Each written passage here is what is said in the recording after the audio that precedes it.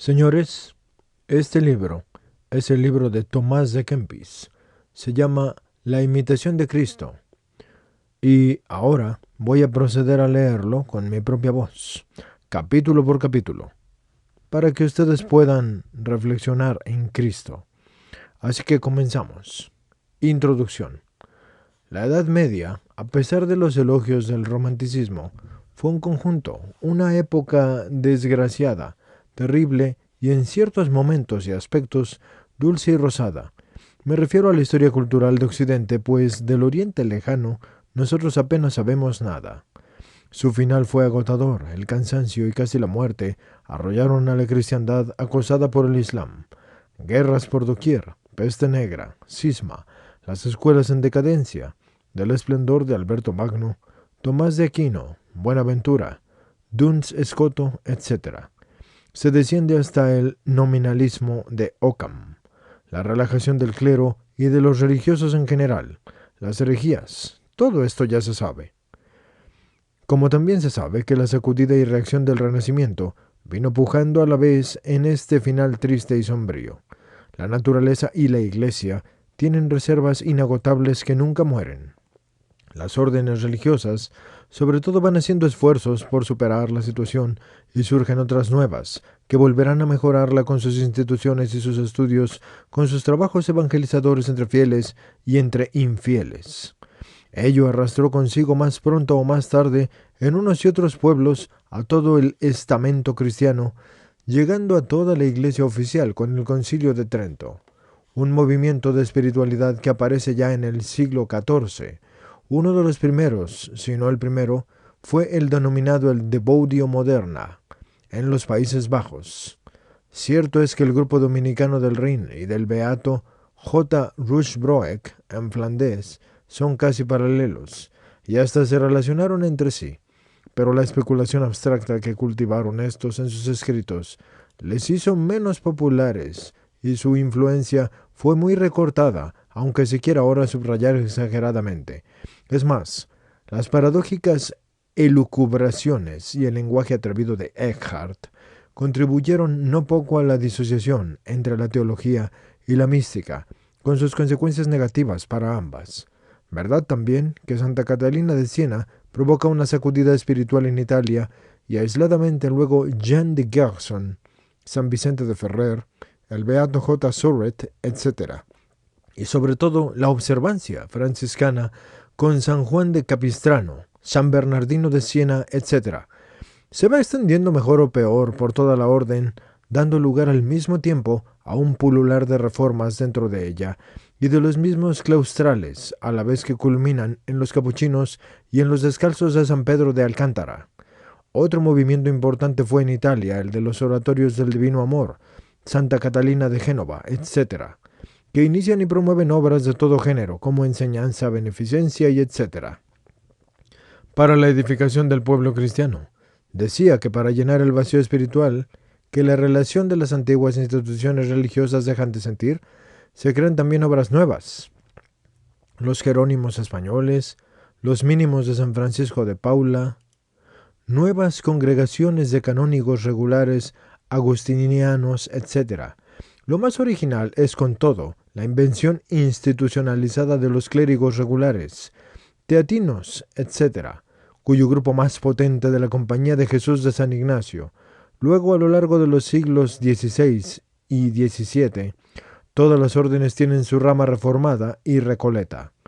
Los movimientos sacerdotales y lo San Juan de Ávila se multiplican, y las universidades y los colegios y los seminarios forman un ambiente más elevado, sobre todo en Francia, en el siglo XVII. El gran siglo de Berulle, de Condren y de Olier y de San Juan de Eudes y de San Vicente de Paul y de La Salle, etc. No olvidemos tampoco lo que positiva o negativamente aportaron a esta sacudida del entumecimiento medieval figuras como Savonarola, J. Hus, el mismo Lutero, y la de los grandes humanistas cristianos que el Renacimiento suscitó, como Santo Tomás Moro, Luis Vives, Erasmo, etc. Pero volvamos a los Países Bajos y al movimiento de la Devotio Moderna, que ahí apareció. El iniciador del mismo fue Gerardo, o Gorod o Groot. Gerardo el Grande. Nació en Deventer en 1340 y fue un hombre de su tiempo. Estudia en París, quizás también en la Colonia y en Praga, y tiene afición a todo, hasta a la nigromancia. Lleva una vida pecadora y anda a la casa de prebendas y de beneficios eclesiásticos. Pero en 1374 se consuma su total conversión y cede su casa a unas beguinas, y se retira unos años a la Cartuja, y luego se siente movido a la predicación y estudia teología y se ordena diácono. Así puede predicar en las iglesias y en las plazas con gran eficacia. Predicación de reformador del clero y de los monjes y de las tremendas miserias de la época, la simonía, la herejía del libre espíritu, las quiebras del celibato, etc. Como era de esperar, surgió contra él una fuerte oposición que hizo que el obispo de Utrecht prohibiera la predicación en Agnetenberg en 1398, y que nos dará que hablar enseguida. Pero lo que más nos interesa es el espíritu de ese movimiento y de sus instituciones. Lo conocemos por las crónicas que algunas de estas casas, por los escritos de varios de sus miembros y por su influencia, cuya huella fue, y aún es en parte grande y duradera, aunque diluida y difícil de precisar al mezclarse con otras corrientes, el monumento exponencial de la misma es el famoso Kempis, que aquí presentamos.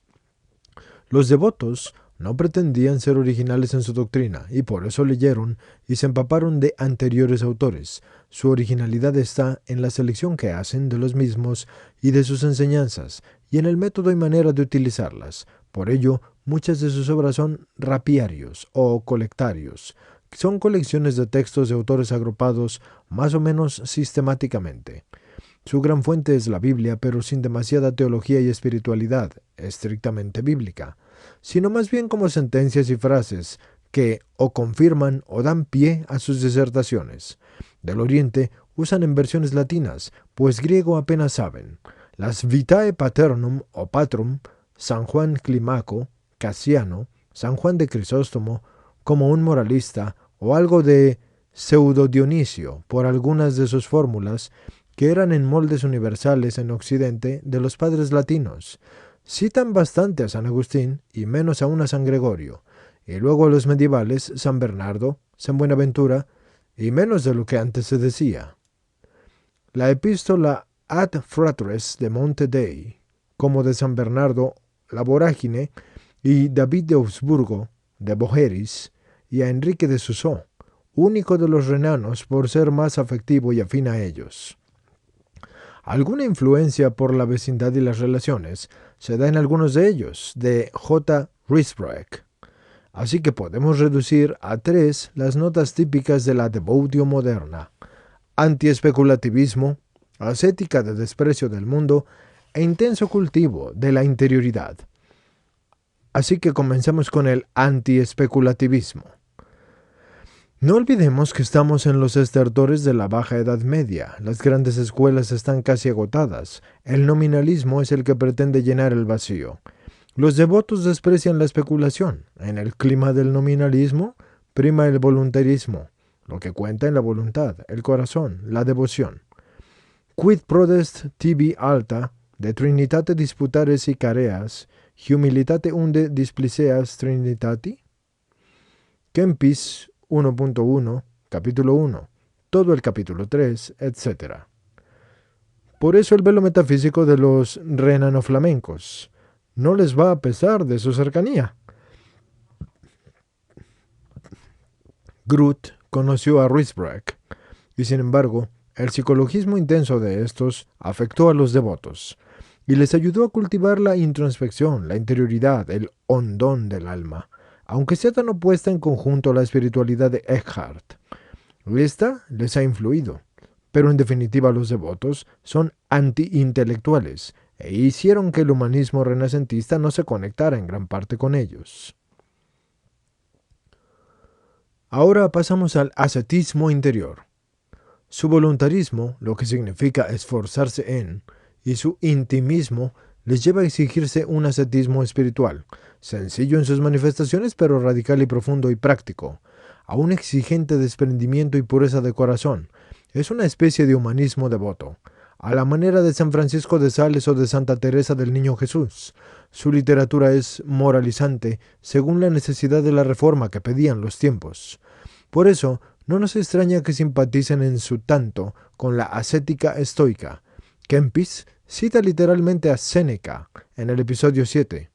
¿Cuántas veces estuve entre los hombres y volví menos hombre? Y por eso, recogimiento, obediencia, humildad, desprecio de la vanidad del mundo.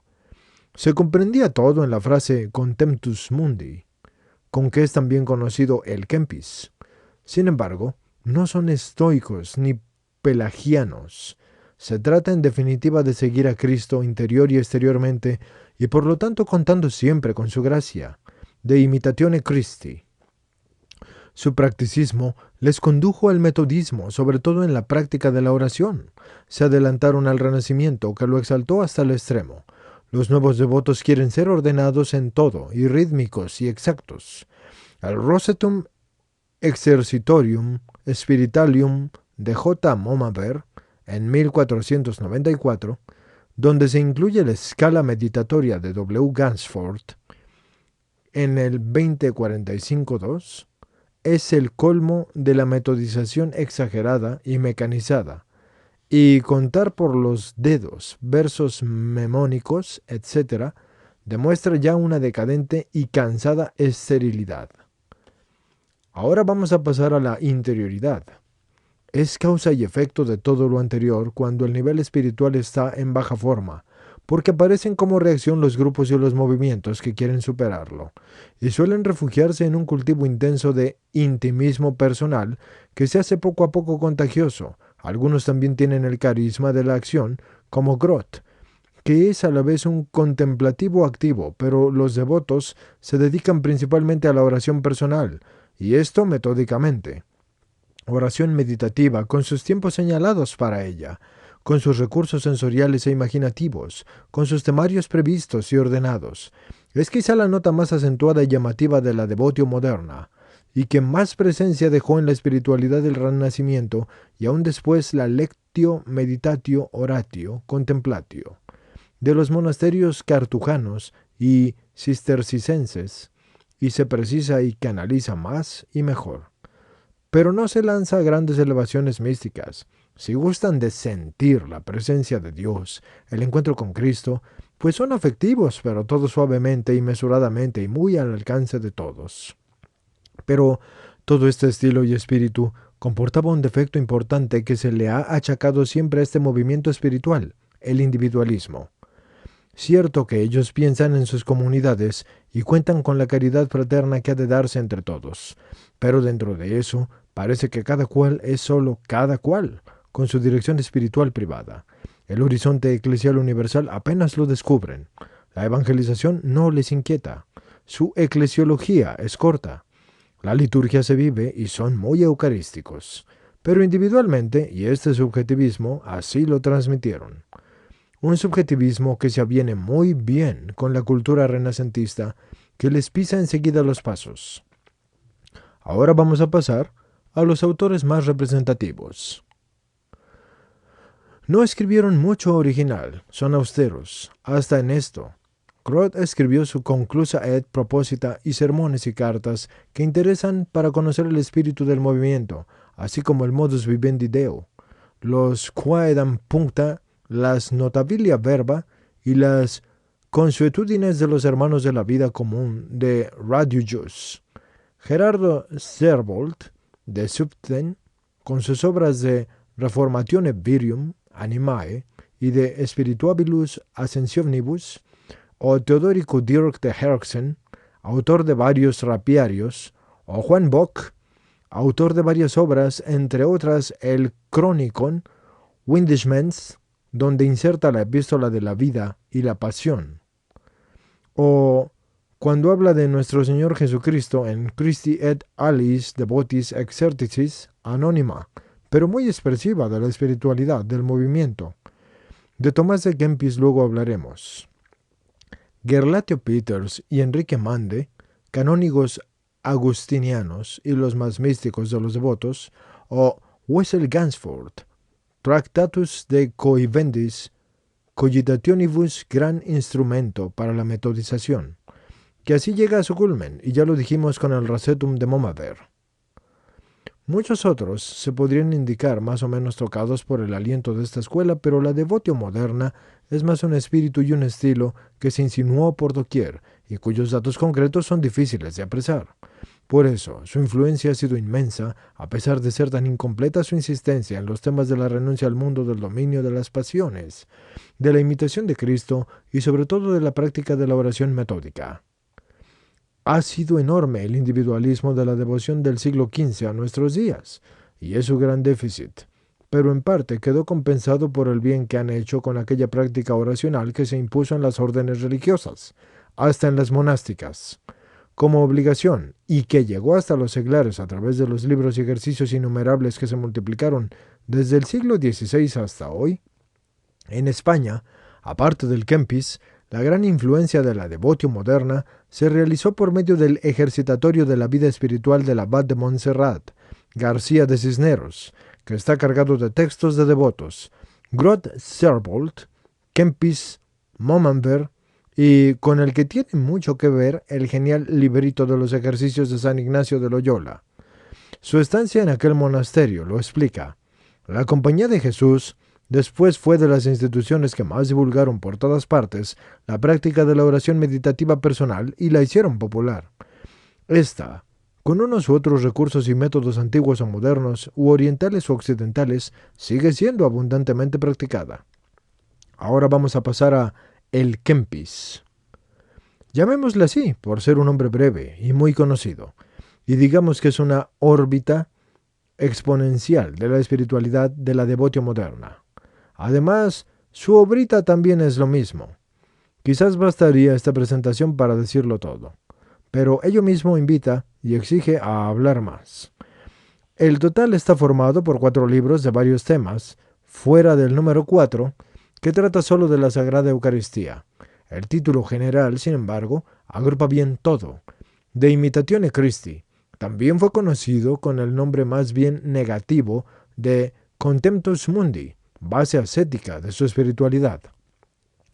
Como indicaba, es exponencial de la escuela de la devotio moderna, y por eso todos los rasgos y las limitaciones de aquella se encuentran allí en toda su pureza. Antiespeculativo, voluntarista, afectivo, y esto más y más, según se avanza en la lectura de los 4 libros, sobre todo el tercero, y es curioso cómo en el libro primero se llama casi siempre al Señor Cristo, pero en los siguientes predomina el nombre de Jesús. También en el tercero son frecuentes los diálogos entre el Señor y el discípulo o siervo, y hay más ternura y más intimidad.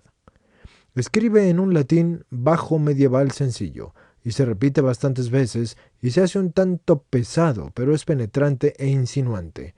A base de frases breves y de sentencias, él no escribe un tratado ni hace teología científica, quiere recordar y meter en el alma de sus novicios y lectores las grandes máximas de la vida práctica y espiritual, el desprecio del mundo, el seguimiento interior de Cristo.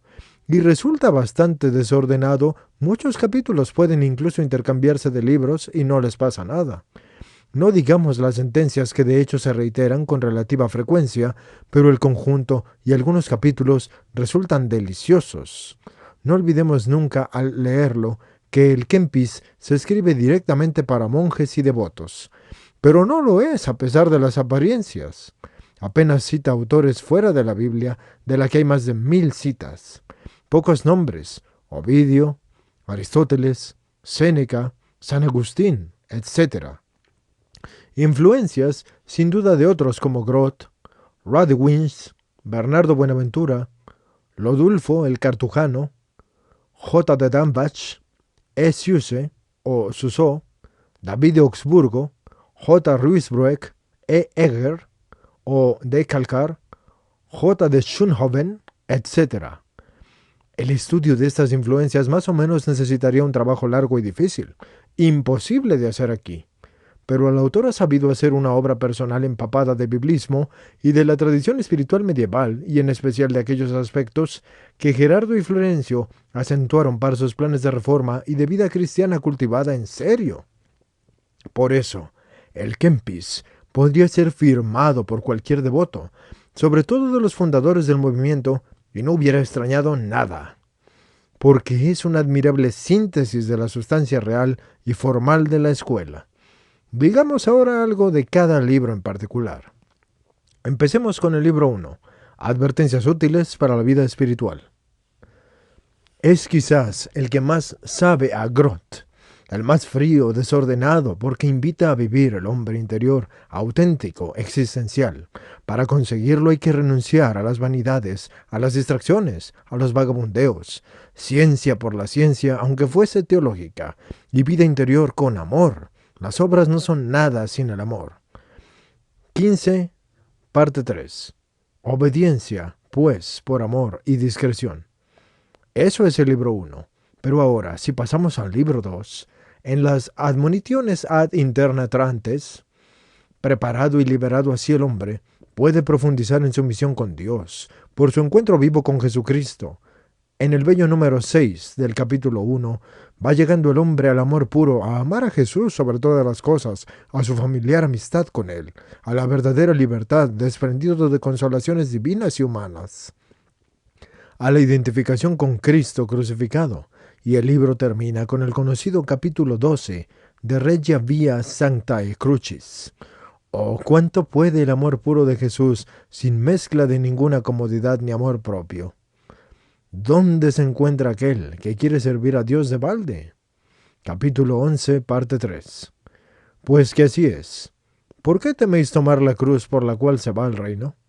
En la cruz está la salud, en la cruz está la vida, en la cruz está la defensa de los enemigos, en la cruz está la infusión de la suavidad soberana, en la cruz está la fortaleza del corazón, en la cruz está el gozo del espíritu, en la cruz está la suprema virtud, en la cruz está la perfección de la santidad. No está la salud del alma ni en la esperanza de la vida eterna, sino en la cruz. Toma pues tu cruz y sigue a Jesús, e irás a la vida eterna. Capítulo 12, parte 2. Bebe afectuosamente el cáliz del Señor si quieres ser su amigo y tener parte con Él. Capítulo 12, parte 10. Ahora, pasando al libro 3, de Interna Consolatione, este libro es una repetición alborotada de todo lo antes dicho, pero tiene en conjunto un sabor más suave y más místico. Véase, por ejemplo, el capítulo 5 sobre el admirable efecto del amor divino. El Señor, gran cosa es el amor, y bien sobremanera grande. Él solo hace ligero todo lo pesado y lleva con igualdad todo lo desigual. Pues lleva la carga sin carga, y hace dulce y sabroso todo lo amargo. El amor noble de Jesús nos anima a hacer grandes cosas y mueve a desear siempre lo más perfecto. El amor quiere estar en lo más alto y no ser detenido de ninguna cosa baja. El amor quiere ser libre, ajeno de toda afición mundana, porque no se impida a su vista, ni se embarace en preocupaciones de provecho temporal o caiga por algún daño. No hay cosa más dulce que el amor, y nada más fuerte, nada más alto, nada más ancho, nada más alegre, nada más lleno, ni mejor en el cielo ni en la tierra, porque el amor nació de Dios, y no puede aquietarse con todo lo creado, sino con el mismo Dios. Y por ejemplo, también la oración Pro Illuminatione Mentis del capítulo 23 se percibe en una experiencia vivida por el autor en su insistencia sobre el amor, sobre la gracia, sobre la confianza en Dios. Y por eso, a pesar de que en esta vida siempre va a haber miseria y cruz, pena por sí mismo, la perseverancia en el poder de la gracia y del amor nunca debe fallarnos. El tono de muchos capítulos es más deleitable e invita a que a través de las pruebas purificatorias internas y externas el alma aspire a descansar en Jesús y que guste suavemente de consolaciones divinas. El mismo estilo coloquial entre él y el lector ayuda a ello. Y entiéndase por él el Señor. Pero no se atreve a adentrarse en altos estados místicos y menos a disertar acerca de ellos. No es el estilo de la devotio moderna, tan atrayente y accesible a todos los espirituales, ya sean monjes o sean seglares. Ahora, pasando al libro 4, De Sacramento Altaris. Sobre la Sagrada Eucaristía, cierto, no es teológicamente completo, apenas alude al aspecto sacrificial de Jesucristo y de nosotros con Él, si es que se indica. De lo que trata es del misterio eucarístico en cuanto a sacramento, de la comunión. Pero esto lo hace con una ternura y una insistencia que no es frecuente en los espirituales de la última Edad Media, que se fijaban más en la reverencia debida a la presencia real del Señor y poco más, hasta que la Reforma Eclesial del siglo XVI, Ignacio Juan de Ávila, Teresa de Jesús, etc., fueron abriendo otros horizontes, y por eso el libro 4 de Kempis es un tesoro. En cuanto a la cuestión del autor, con plena seguridad solo podemos decir la devotio moderna.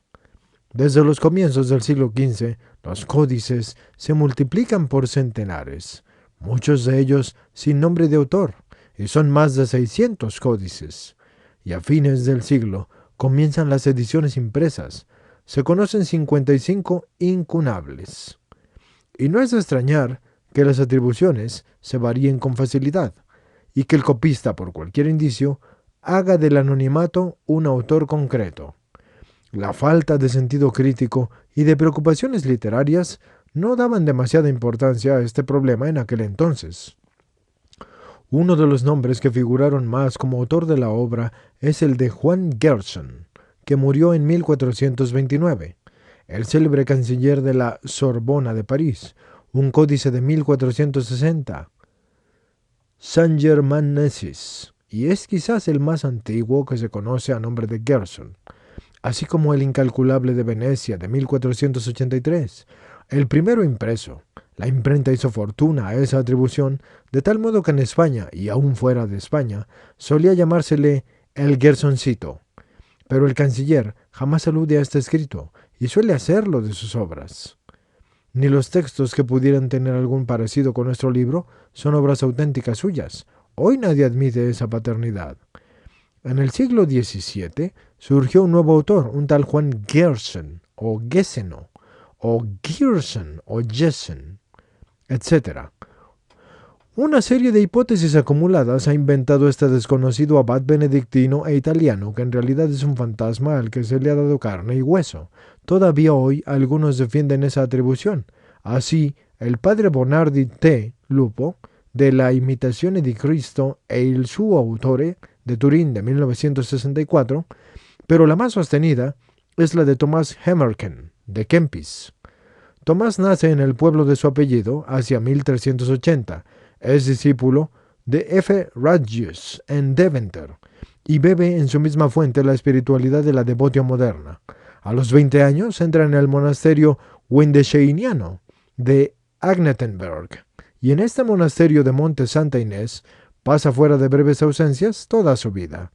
Es copista, escribe sus propios libros, es maestro de novicios y allí muere en 1471. Tomás de Kempis ha sido un escritor relativamente fecundo. La edición de sus obras completas de M. J. Wolfirjo ocupa 7 volúmenes. Nuestro libro se encuentra en el volumen 2. Y como argumento contundente de la autoría de Tomás, tenemos el códice Bruxellensis, que está firmado en 1441. Es autógrafo, todo él del mismo Tomás, y que contiene 13 opúsculos suyos, y los 4 primeros son los del Kempis, en este orden: 3, 4, 5 y 3. La edición del códice por L.M.J. Deleuze en el segundo volumen en Bruselas, en 1956, y el estudio de J. Hushman P. Den Boggio, el autor o los autores de Imitation Lovaina en 1957. Y sin embargo todo esto no prueba que Tomás de Kempis sea el autor de la famosa obra. No perdamos de vista que el uso de rapiarios es frecuente entre los devotos. Ellos no quieren hacer obras originales, tampoco quieren hacer obras científicas. En los libros de la imitación hay bastante de aquellos, sobre todo en el libro 1 de Groth y de Radgius, y se asoman entre las sentencias ellos. Los libros tienen códices antes del 1441 y desde 1420 con parte de los actuales. ¿Estos eran esbozos de Tomás? La misma colocación del libro 3 después del 4 en el autógrafo, y es cosa muy bien hecha, dado el contenido misceláneo y de madurez del mismo. Indica que se han hecho retoques añadidos, repeticiones por unos u otros copistas aún en la vida de Tomás, y se han puesto allí muchas manos. El estudio exhaustivo está por hacer y se ha llegado a hablar de dos Kempis, uno hacia el 1410 y otro que es el que muere en 1471, pero todo esto es muy frágil. La tradición del monasterio de Suol, próximo a Monte Santa Inés, en su Chronicon, escrito por el mismo Tomás hasta 1471, nada dice de su célebre libro, pero si el Chronicon de Windesheim, escrito por J. Book, parece que el monasterio principal ha hecho suya toda la tradición sobre Kempis, como si fuera una propiedad familiar. Después de la codiografía, está más y más a favor de Tomás. Pero en las primeras ediciones prevalece Gerson, aunque surgen nuevas pistas, siempre con menos probabilidades. ¿Tomás de Kempis es el autor formal? Es él el que lo arregla en definitiva tal como hoy lo poseemos tomando de unos y de otros. ¿Es un mero copista? ¿Qué valor tiene su firma al final del Códice Bruselense? ¿Todo el autógrafo de su mano y con otros tratados suyos? Evidentemente, esto da mucha probabilidad a la autoría de Tomás, pero las incertidumbres y las varias atribuciones desde aquellos primeros tiempos y la humildad de los devotos anónimos y copistas tantas veces hace que no se pueda afirmar con certeza quién es el autor. Muy probablemente sí es Tomás Hemmerken o Tomás de Hemmerken de Kempis. Absolutamente seguro la Devotio Moderna, porque aún no tenemos una verdadera edición crítica que sería muy difícil dada la cantidad de los códices y ediciones, y dadas las familias diversas de unas y otras, como las de los códices cartujanos alemanes y etc. El hecho es que el Kempis es posiblemente el libro más editado, y por consiguiente también el más leído, después de la Biblia, de toda la literatura cristiana. Y a pesar de todos sus defectos, también hoy vale, y luego insistiremos en ello. Pero ahora vamos a pasar a explicar un poco en España. Las traducciones del original latino fueron y son innumerables, muchas no se conocerán nunca, pues siendo un libro pequeño y de mucho uso, no habrá quedado ningún ejemplar de las numerosas traducciones. En España, la primera conocida es de 1482, en catalán, Nispreu del Mont Estampat en Barcelona, y otra en Valencia en 1491. La primera conocida en castellano es de 1493 en Sevilla, impresa por Menardo Ungut, alemano y Estanislao Polono. Su único ejemplar se conserva en la Biblioteca Nacional y se atribuye el texto a Gerson. Luego se multiplican las ediciones. Está Burgos, está Toledo, Zaragoza, Barcelona. Anónimas hay en la Biblioteca de Colombia de Sevilla y en la del Escorial. La traducción de la misma es muy deficiente. Por estas ediciones, o tal vez por otras, el Contemptus Mundi o el Gersoncito se leyó por todos los espirituales españoles del siglo XVI, y una nueva edición apareció en Sevilla en 1536 de los Tórculos de J. Kronberger, y con este título, Contemptus Mundi, agora nuevamente romancado y por muy mejor, más apacible, estilo este que solía tener. En una nueva edición que fue hecha en Évora en 1555 por Andrés de Burgos, que lleva añadidas unas oraciones que el padre Luis de Granada tomó de diversos autores, fácilmente todo, traducción y oraciones, se atribuyó a Granada. En otras ediciones repetidas, como la de Alcalá, Pamplona, Turín, se atribuyen las correcciones a un padre de la Compañía de Jesús. Por fin en Sevilla, en 1587, se hace una con este encabezamiento, Contemptus Mundi, el más cumplido que hasta ahora se ha impreso, de nuevo corregido por un padre de la Compañía de Jesús conforme al original latino y en la antigua y común traducción que reformó el padre maestro Juan de Ávila, con un breve tratado de oraciones y ejercicios de devoción recopilado de diversos y graves autores por el muy reverendo padre Luis de Granada, con licencia en Sevilla, en casa de Juan de León en el año de 1587. ¿Quién es el autor? ¿Juan de Ávila? ¿Luis de Granada? Hasta en las traducciones es discutido el Kempis. J. Tarre fue el primero en atribuirla a Ávila, en Analecta Sacra Tarraconechia en 1942. Luego le siguieron los grandes avilianos, L. Sala Ballust y F. Martín Hernández, y hasta el famoso M. Bataillon. Pienso que es un texto corregido por quien fuese de las ediciones antiguas, en el que ponen sus manos Granada y Ávila, y quizá el padre Diego de Guzmán.